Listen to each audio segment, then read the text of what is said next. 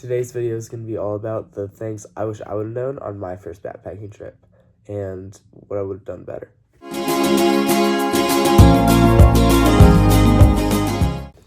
Okay, first and most importantly, in my opinion, is choosing the right backpack. This is an Osprey Exos 58 liter, and it's amazing. It's like 2.5 pounds, which is decently light for a backpack. Actually, it's really light.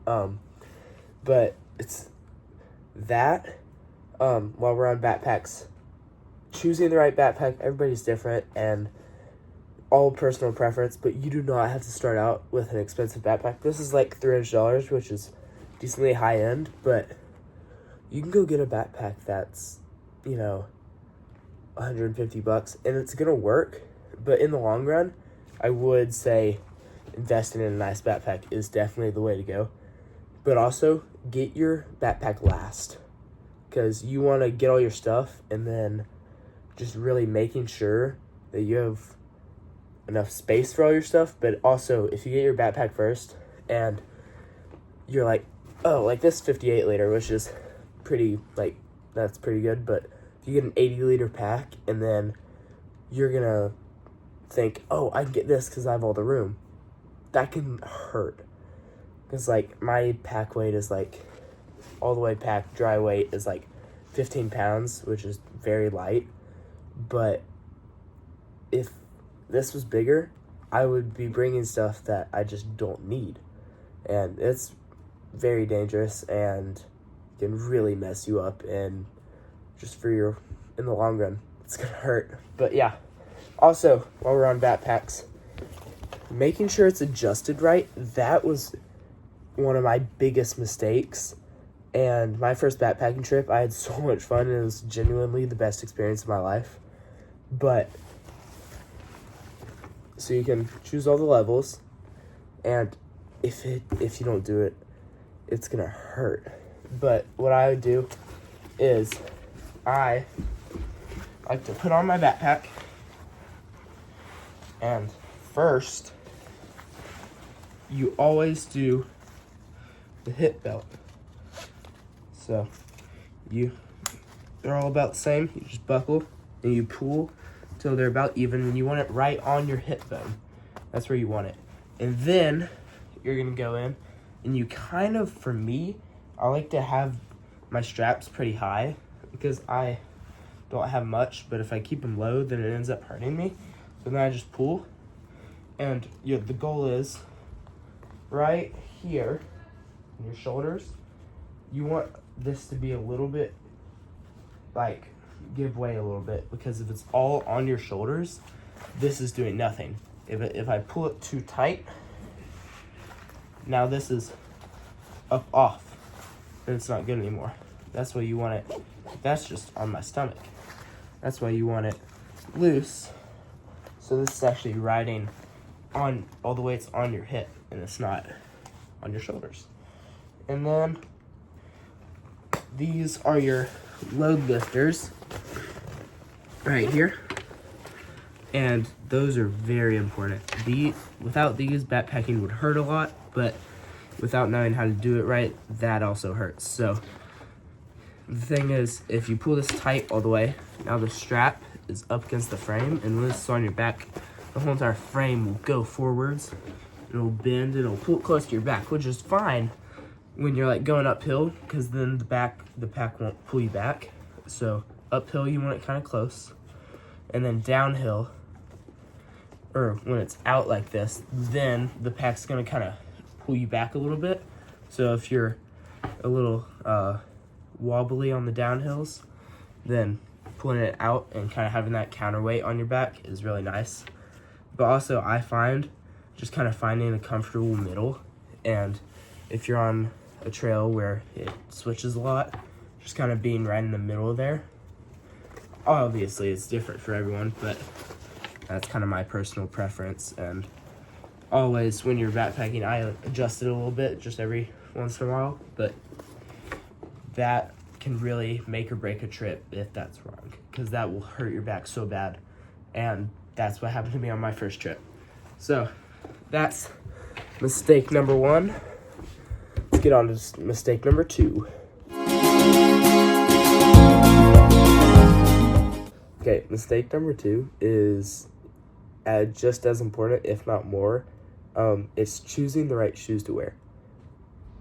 I went out my first time just wearing shoes that I had, like some old shoes. And I was like, oh, yeah, this will work.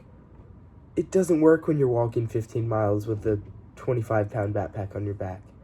It hurts, especially with my first trip. I did a lot of downhill, which put a lot of strain on my feet, and it was not fun. I mean, obviously it was fun, but it hurt afterwards. Same with my back. So my personal preference is trail runners. So if you've seen some of the other videos, I have these Hoka Speedgoat 6s, and these things are amazing.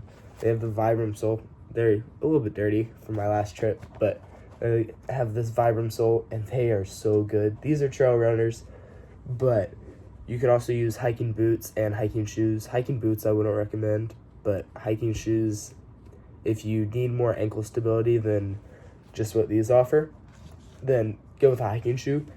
But really, I would only wear a hiking boot in like snow. It's just, these are quick drying and very breathable, and hiking boots in the summer would be like a sauna on your feet, and nobody wants wet socks when you're backpacking, because that would genuinely just suck. But yeah, choose the right shoes. I don't know if I can stress that enough. It's so important. And genuinely, if you choose the wrong shoes, everyone's different. So like, just, you can go to stores and you can ask them, and surely they'll know all about it. Go to your local outfitters, but you gotta get the right shoes. Wearing just shoes that you have, unless they're like meant for hiking, it can hurt a lot. Obviously, if you're just getting into it and you're only doing like a couple miles, that's fine. But if you're going like over 5 miles, I would definitely recommend getting yourself a pair of something that was meant for what you're about to go doing. So, yeah, get yourself some shoes, pretty much. Third and final mistake that I made was not putting my tent in the right place. I put it in a spot that water would go. A way you can tell that is you can look at the ground, and if it's a grassy area, then where there's not grass or where there's a lot less grass and it kind of looks like a muddy spot, it's kind of where the water goes. I wasn't really thinking about that, and then I proceeded to have the worst thunderstorm of my life. And I got really wet. It was hard to sleep that night, but I got through it and still had so much fun. But definitely, you got to look out for that. When you're choosing the right spot to put your tent, you want it to be level. You want it to not be in that spot that I was talking about. You want it to be like grassy, or like just not at the bottom of like a cave, you know, or not a cave, but like a hill, valley, that's the word. Don't want it to be at the bottom of like a kind of valley. You want it to be in a spot where the water is going to go away and not pool under your tent. And another thing I probably could have done was bring a ground sheet to put under my tent. It's not necessary, but if it says there's a chance of rain, it's probably a good idea, and that would have stopped all the water from getting up under my tent. That would have been nice. But, you know, you live, you learn. But yeah, choose the right spot for your tent. And that's pretty much it. Besides that first backpacking trip was the best decision I ever made, because now I'm in this hobby, and it's my favorite thing on earth. Besides God, praise him. Happy Easter. Sorry if that's offensive, but I'm just going to say it anyways. I hope you guys have a great Easter, and if you're watching this past Easter, next holiday would be 4th of July. God bless America. Thank you guys for watching so much. Have a great day.